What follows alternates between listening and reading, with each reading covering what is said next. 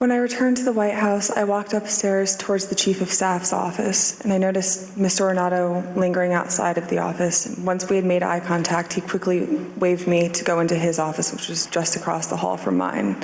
When I went in, he shut the door, and I noticed Bobby Engel, who is the head of Mr. Trump's security detail, sitting in a chair, just looking somewhat discombobulated and a little lost.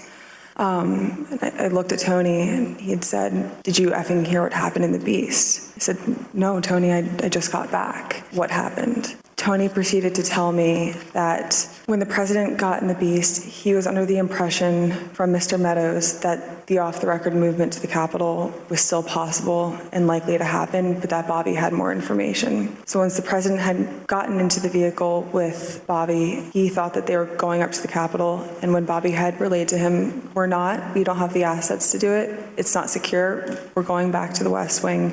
The president had a very angry response to that.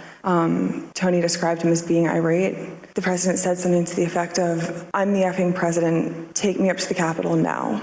To which Bobby responded, "Sir, we have to go back to the West Wing." The president reached up towards the front of the vehicle to grab at the steering wheel. Mr. Engel grabbed his arm, said, "Sir, you need to take your hand off the steering wheel. We're going back to the West Wing. We're not going to the Capitol." Mr. Trump then used his free hand to lunge towards Bobby Engel.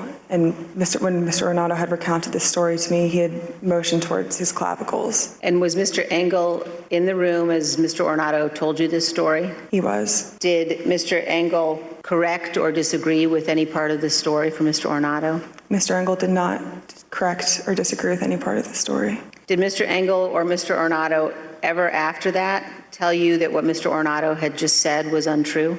Neither Mr. Ornato nor Mr. Engel told me ever that it was untrue.